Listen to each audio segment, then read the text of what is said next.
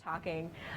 So once again, I'm Hallie Potter. I'm a fellow here at Century, and I have a great set of panelists with us here to discuss some of the themes that came up in the movie, and really thinking about how this powerful case for why we should invest in early childhood policies, how we translate that into practice. So what types of policies do we actually need to support children? What types of funding and political will do we need to make that happen? And what does that look like nationally, as well as, particularly in New York City? And I was really delighted to see the deputy mayor talk about the fact that in many ways it's an exciting time for New York City, given the fact that there are so many eyes nationally looking at these new investments and new experiments in early childhood, and how do we capitalize on that opportunity? So I'm thrilled to have four wonderful people here to share different perspectives with us. So right next to me is Elaine Weiss, who's the National Coordinator for Broader, Bolder Approach to Education, which is a national campaign that looks at the effects of poverty on education. Ron Azulai is the Community Coordinator for Nebraska Loves Public Schools, the organization behind the great film that we just saw. Betty Holcomb is the Policy Director at the Center for Children's Initiatives, which is one of the most trusted voices on serving children in New York City and New York State. And finally, Mary Cheng is the Early Childhood Education Director at Little Star of Broome Street, which is an early childhood center located right here in Manhattan. So great, I want to start with you, Elaine, and ask you what you see as the national message of this film. So I know we've had a lot of Nebraska jokes because in New York City they just seem easy, but what are the bigger questions and issues that the film raises? And particularly thinking as we're moving towards the 2016 presidential election, what does our country need to be taking as the go-to message on early childhood policy? So I think the film kind of jumps into a few things that are key. One is it really broadens the scope of what we should think of as early childhood policy, which I think is fantastic and incredibly important. So I think luckily and happily as a country, we're way past the pre-K or not pre-K, although in New York we're universal versus other things, and how can we do that? But one of the things I think is so great about the film is it illustrates the importance and the benefits of a really big range of investments in early childhood care and education. And I'm going to put care and education together and talk about that issue in a minute. From home visiting to care to education to supporting parents in a range of ways, some of which we kind of traditionally think about it as education, but many of which we don't. And I think bringing those into that discussion is critically important. And here I will do a Nebraska thing, but not a Nebraska joke. One of the things that really struck me about the film and that I think is so important, and certainly was surprising to me as an East Coaster, as most of us are, is how similar, incredibly similar, the needs are and the realities are in Nebraska as they are in New York City. I'm from Washington, D.C., but I could also be from Detroit or San Francisco or pretty much anywhere. And when I think about those needs, I think both about how similar the needs are, both in terms of what kids need to get ready for kindergarten, to get ready for life, and to be prepared to thrive, and as I think they do a beautiful job of saying in this film, to be members of a democratic society, which is really what pre-K is about starting us off on. It's big. And the other piece that's just as true, and well, perhaps not quite as true, but almost as true in Nebraska as here, is the unbelievable need that families have for these kinds of supports, which is really touched on in the film, that we do not live in the same society we did when we didn't have pre-K, and yet we act like we do. And so I think that that's huge. And I guess I would leave it with the need for us to really rethink what has often been a distinction between childcare, education, serving children, and serving parents. And I think we need to stop, treating those as if they're separate. Yeah. And Ron, you have a foot in both worlds as having taught in New York City before and now working with Nebraska Loves Public Schools. And so I'm curious, when you first saw the film, what really struck out to you? And then as you have worked with the Nebraska Loves Public Schools, how are you seeing this film help create action around early childhood education in the state? I think one of the two things that I favored in experiencing early childhood education in New York and now in Nebraska has been the intentionality behind the ideas and the really built-in structure for developing human relationships. And in Nebraska, more so, is a very community-oriented state. New York is very urban setting globally, and Nebraska as a whole sees itself as a very big, small town. And those community interactions are very, very important. And one of the things that surprised me, coming from New York and originally being from Israel, is the diversity that comes to Nebraska. So it is not as homogeneous as I thought it was, watching Bill Maher living in New York versus living in Nebraska and watching Bill Maher. And I think for me, it's been about the human relationship that took place in developing community-based values to a wider demographic of people who are calling Nebraska home, and at the same time, intentionally addressing the need of poverty, which in Nebraska, with farmland and agriculture and other tremendous issues that are affecting the heartland, brought in new needs for resources, which are formally developed within the community itself. So people can come in and read books to classrooms and to daycare centers if they know they exist. And the interaction in Nebraska has been, because it's smaller, I think less than 2 million people across the state, about how do you reach out as wide as possible to affect everybody else. We play a certain part, which is really the value in Nebraska Loves Public Schools, in raising awareness, but also developing a shared vocabulary around the issue. And then the other service providers within the state are able to take that vocabulary and share it out, as is happening now in New York and other places. So. Yeah.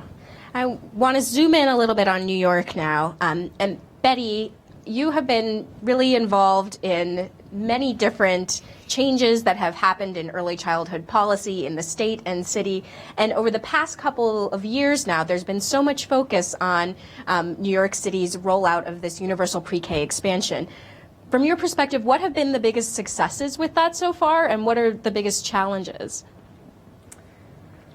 Well, we have 65, as Rich Bury reminded us all, and many of the people in this room have had a huge part in making it happen.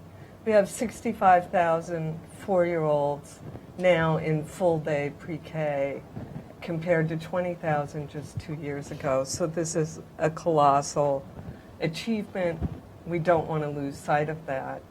And I think that the vision for what the educational opportunity is supposed to be and where we want to go and where we're on our way to is very much like the vision that was in this film of the whole child and having quality teachers and supports for parents and understanding what a quality early childhood educational opportunity is. And you could see from the engagement of the children, the teachers, the parents in the educational opportunity, I think that's what we're striving for. That said, I would say that one of the most amazing lessons learned and accomplishments is if you have a leader who is really providing the leadership to get the resources, first and foremost, to make it happen, and the commitment to follow through and to bring all of the city resources to be engaged around making it happen, you can do great things. I think that we just can't lose sight of that. I would say among the challenges that we need to have those resources, as was demonstrated in this field and everybody in this room knows, we need to start earlier. We need to have the comprehensive sort of educational opportunities provided across all settings for all kinds of families, and that takes resources. And my organization, the Center for Children's Initiatives, has been very interested in sort of figuring out the pre-K piece of the financing. And so we are engaged with the Campaign for Educational Equity at Teachers College in trying to roll out a sustainable financing strategy so that all 3 and 4-year-olds are welcomed into this kind of educational opportunity that we just saw. That's what we want it to look like for everybody, and that comprehensive and that wonderful. And we think that the educational funding and the way that the mayor stood up and made sure that early childhood is a foundational and core part of the education system is really critical to moving things forward. Every other early childhood opportunity, and even the one talked about in this film, is means tested and goes after a smaller group, and I think doesn't have the kind of political support, the kind of resources, and then you also bring the public education people get. Everybody knows that that's where we all start, that's what puts us on a path to success. So I think we're trying to figure out how do we keep this going, have sustainable financing, and that means that we have to engage our state education system as well, which most states around the country do. And we think keeping it anchoring it in the public education opportunity, as we also seek comparable resources and adequate and appropriate funding to make sure that we're getting to kids earlier. I mean, starting with infants and toddlers, we all want that to happen. That's a big challenge. I'll end with that. Well, and Mary, I want to ask you a similar question, but building on your experience as a director of an early childhood center and seeing classrooms every day, and seeing a lot of changes in what that means for your center over the past couple of years as universal pre-K has really been rolled out in New York City. What have been the real successes and what have been the challenges? So some of the real successes of working, I run a center from 2 years old to 5 year olds now with one UPK classroom. And one of the successes of UPK, I think, is unifying the languages and the underlying diversity of information on what education should look like and what that quality, and being able for teachers to verbalize and be professional about what they're doing. So that if they're in a public school UPK program and whether they're in a CBO UPK program, we're still talking the same language. We're still unifying the assessments, we're still unifying the information that's being projected out. And so when they reach to kindergarten level, they're all at that same level, and it's leveling the playing field for them in terms of that. What the challenges of it has really been is helping parents understand what does that mean if you have 4-year-old classroom who is funded through an early learn versus a UPK funded program. They don't understand that this is to them just education. And so when they ask me, well, if I put them in the UPK versus, which has a 10-hour program versus your 6.5-hour free program, what does that combine for me? And what does that mean for my child? Does that mean they're teaching different things? They're really not. I can't say they are. I said, it's really just the way the funding is, because we are providing quality education. It has been inlaid in the system that we've been providing. So I think, the reality of it is that there's a stigma between when you say childcare, it's more babysitting versus education. And that's what the stigma sadly is in New York City. And Betty and Mary, I want to go back to you both with a question that, the film really stresses the fact that in order to have high quality early education, you have to invest in teachers and give those teachers support. And that's been an issue that has really come up in New York City as one of the biggest challenges, not only in just finding and investing in teachers in general, but also in the real disparity. Nebraska loves public schools. In the film, in early childhood, public schools looks like more than what you might think of when you just think of public schools, right? Public education includes a lot of community-based organizations that are getting public dollars to serve children for public good. And in New York City, there has been a lot of discrepancy in teacher pay in community-based organizations versus public school sites. So I wanted to ask, each of you about your experiences around that issue and whether that is leading to troubling discrepancies, and if you think that there are pathways towards reconciling that. So I'll talk from the sort of the policy perspective and the broader perspective, and then talk you from can the- speak from the having to deal agency. with what's actually Right. going on in Yes. the classroom. I think the really exciting thing about education funding and universal pre-kindergarten, and we see it in our neighboring state in New Jersey, is that if it's appropriately funded, we can get to the kind of rates for programs so that they can appropriately pay their teachers. In New Jersey, in the Abbott program, they've established pay equity between public schools and the pre-K for 3 and 4-year-olds. It was court ordered. We're working on that here. But I think that the important thing that's been introduced is the new funding stream and the educational framework that we haven't had in early childhood before. I wish everybody would jump up and down and be committed to what we saw here, because so many people in this room are actually running programs that look like this. And I won't mention any names, Michael Zisser. And I know that CPC also does.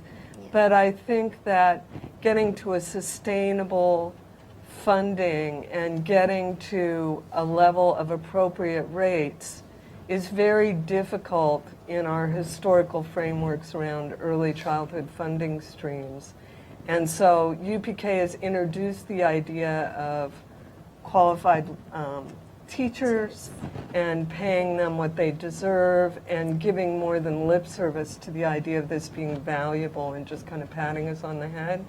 But I know you can speak to a disparity that's always been there. I just want to remind people in the room that, you know, there's always been, since pre-K was introduced, a disparity between the public education system, which is represented by labor unions and negotiations, and there's been a long time push to make sure that we compensate teachers, and the early childhood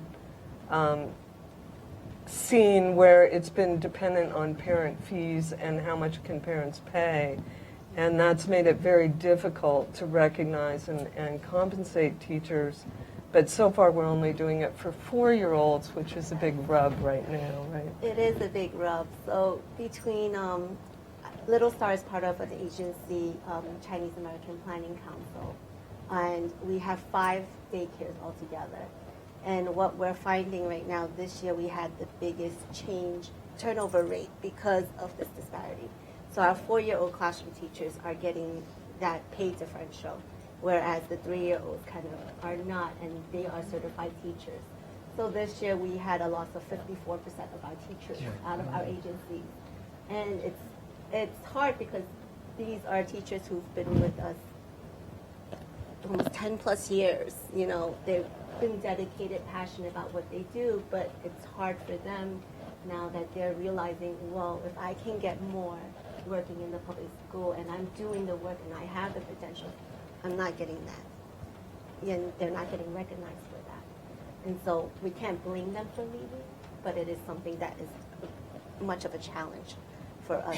And, you know, and it's finding qualified teachers who will be as dedicated and as passionate to them and as loyal to the daycare center, because in order to do this business, it's all about the passion that we have for the children.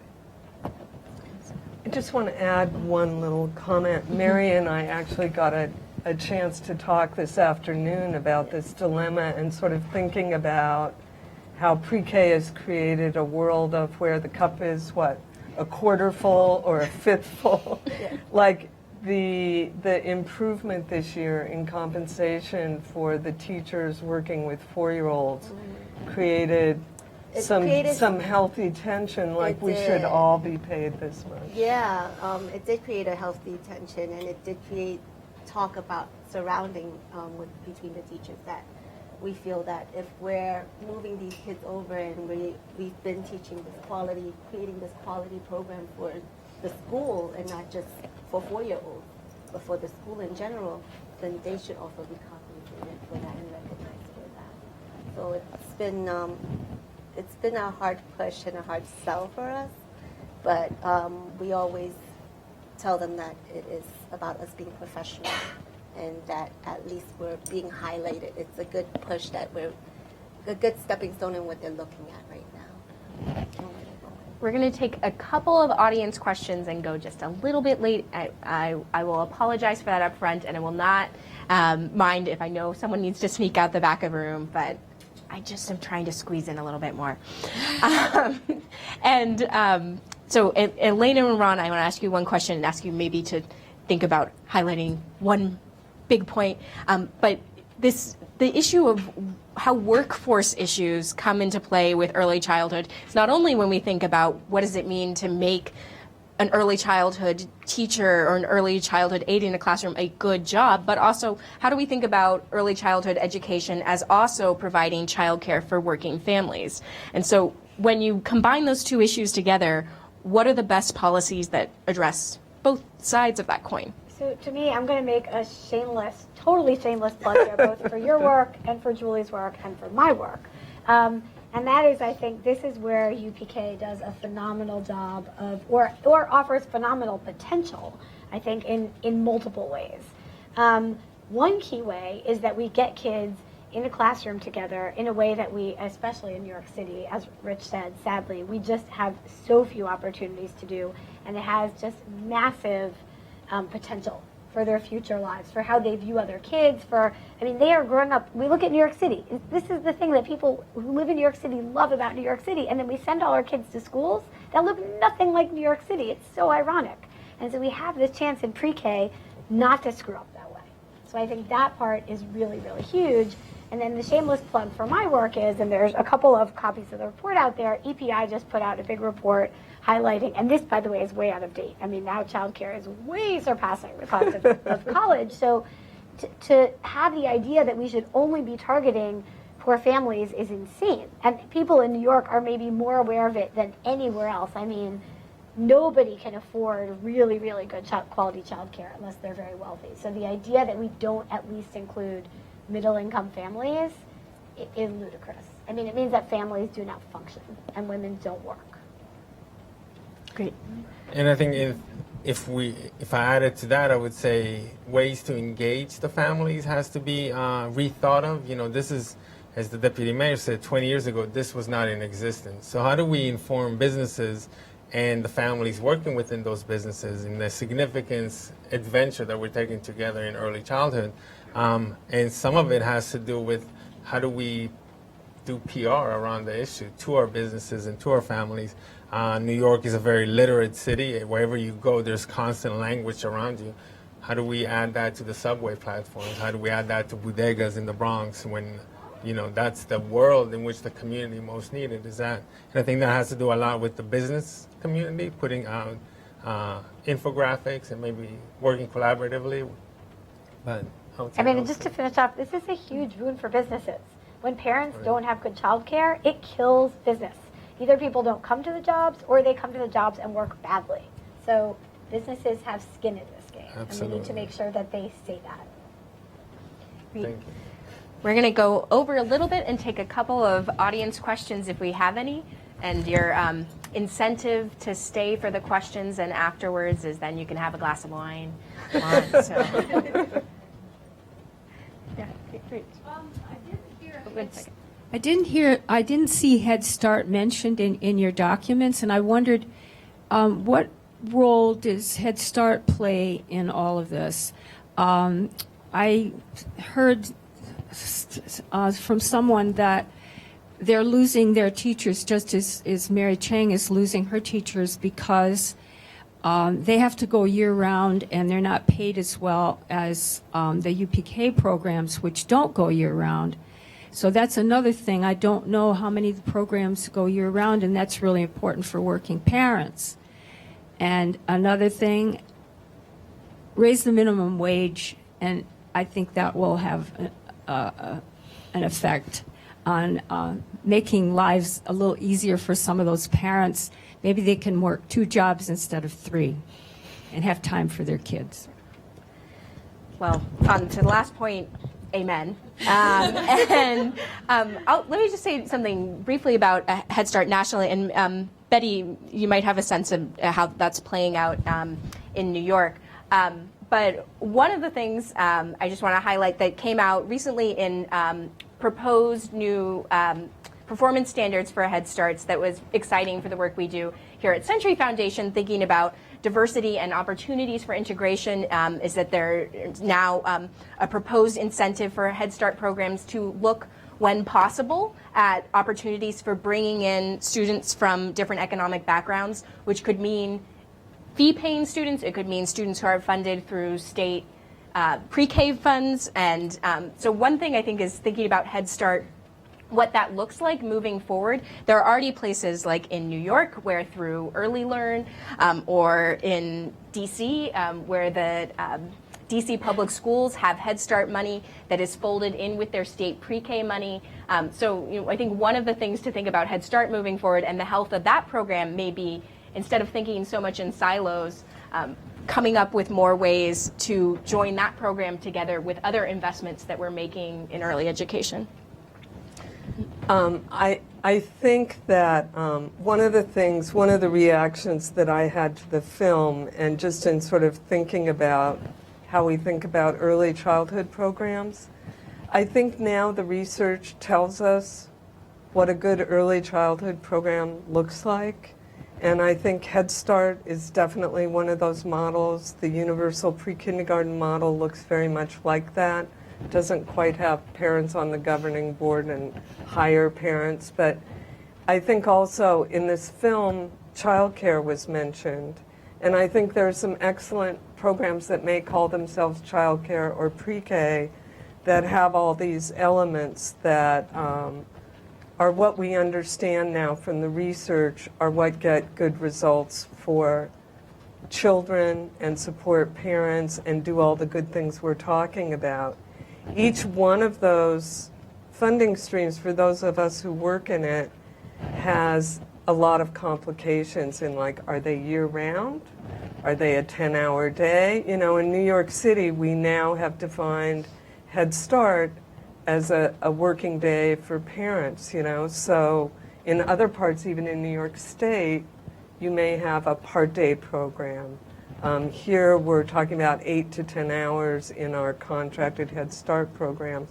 So I think we can all get stuck on the different funding streams or identity of programs. And if I work in Head Start, I may look askance at childcare. But I think we're kind of at the point, and in New York City with our Early Learn model, we've tried to look at how do we put it all together to achieve the kind of program that we know works and has been demonstrated in the research, and that includes having effective teachers, parent engagement, supports for teachers on the job, developing a workforce intentionally. So we have a pipeline of teachers once we start doing this for the younger children, which we don't have right now.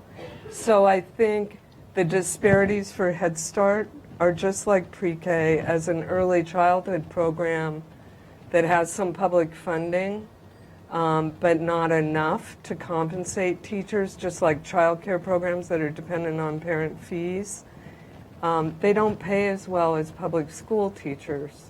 Now, of course, public school teachers will tell you they aren't paid as well as. But I think that the exciting part about universal pre-K is introducing the idea of all children, all families. We have many more immigrant families served, and also that it's part of education. And we should really pay people appropriately for this valuable work they do. No kidding. All right, and out of respect for people's time, we're just going to take one more audience question. Hi, I'm Patsy Cooper. I direct the programs in early childhood at Queens College, one of the senior CUNY colleges in the system. And I appreciate everything that's been said, concur with almost all. But I do want to push this notion of teacher education. If we need all these teachers, and we do, and we need them to be three-year-old teachers and two-year-old teachers and infant teachers, one of the things that has taken a tremendous hit is teacher education, and there are not enough people trained to do this work. And if we don't actually engage the unions and we don't actually engage the system, we will not have trained infant and toddler teachers or three-year-old teachers. And I think there's others of people in my position in the room, and we all talk and say we don't have enough teachers, and more to the point, wherever the money is going, it is not going into the university training of teachers, and the little bit of the alternative certification programs. They cannot possibly give you the amount of teachers that we're talking about here. And we are also under tremendous stress in the teacher education business for what is a good quality teacher and what are the standards for teachers. And we've made it harder for people to get into the system without any compensation. There's no money for scholarships. You're a STEM teacher, you can have scholarship. You're a high school teacher, you can have a teacher residency. There's nobody paying for full-time except these little tiny alternative programs, and they're just not going to fill the classroom. So the policy work has just really got to make this connection between how we can pay for people to get into the system, keep them there, well-trained, and they should all make the same amount of money. I mean, how hard is that? That if you actually have qualified teacher education, then we should pay them. If we're actually talking about, and there shouldn't be a distinction between all day care and school. There is no distinction. Little children, or yeah, they're just, you know. I see, so, Elaine, anyway. I see you nodding vigorously. So, I mean, amen. And I think I'll give a sort of glass half full, a third full answer to that one. And that is that I think, kind of going back to what I said at the beginning, the great thing, the encouraging thing about where we are in early childhood discussions is that we're not where we were 5 or 10 years ago. And we're now into the, okay, we really get that we need to do this. And we have very few naysayers left there. And they're getting made a lot of fun of, as I saw after, like, Grover Whitehurst got, like, piled onto him after his last rant. And one of the things that's nice is we're getting into these kind of discussions about, okay, we can all agree we need to do this. How do we need to do it? And one of those big questions that's coming up is the teacher workforce. And it is encouraging to me that there's been 3 or 4 huge reports just in the last year on this, which I see as a very good sign, as there are about standards. I think a real pushback about Common Core is kind of weeding its way into early childhood. You know, what do we do about that? We need to be careful. I'm really encouraged that we're having the conversations. And so I'll end with another shameless plug for something we haven't done yet, but are hoping to do, which is to kind of have this be the pilot of a series of conversations, using this film as a jumping off point around New York City with a lot of the teacher education institutions to talk about exactly this, because we see New York City as a great opportunity to have these conversations. So it's not an answer to the question, but it's I think we've got the bones of that conversation and discussion starting to happen. Great. I want to close by asking each of our panelists in a sentence or close to a sentence to answer what's a pretty big question. But we have a first Democratic presidential debate coming up later tonight, and what that means for our country, I think, is certainly on my mind and on other people's minds. We've talked about what's going on in New York City. We've talked about what's going on in Nebraska. What are the lessons for our country in early childhood that we can take from those? Easy question. Answer very quickly. Stumping us. I think in terms of it, I would say that the focus on early childhood education is really that they have to understand that this is an investment. It's an investment on our future. It's understanding that education is universal and it shouldn't be segregated the way that it is at this point. Everyone deserves a fair education, and that's the only thing that's going to raise awareness of what is happening. If we want change to happen in our society and we want positive change, we really need to invest in education for that. So I think we have to continue to create urgency around these issues, like what you just said. You know, we need to create a sense that we don't have the capacity in higher ed, we don't have the scholarships for people to go to school. We have to say these things are absolutely essential and develop more people like Mayor de Blasio. And we can name other governors and other people who have led these initiatives in other states to cultivate leaders, to let them know, to be out there, to submit questions, to come together. A lot of people in this room know advocacy is what we do at CCI to really make it happen, because talking to each other and having meetings like this where we all agree and not taking it out to our elected officials is not going to get us so far. We need to make them feel like they can get elected on it, and they can also get voted out of office for not doing it. I would say value education. I think we lost the value that we have for a critical thinker in our society. So for the presidential candidates, I'd say, how do we value it? And I would say just stop making this a women's issue. This is just not a women's issue, and it's ridiculous, and frankly, I'll say as a woman, insulting that it is that. It is a community issue, it is a societal issue, it's an economic issue. So until it stops being a women's issue, we are going to have a really hard time pushing it. Please join me in thanking our panelists and our other speakers.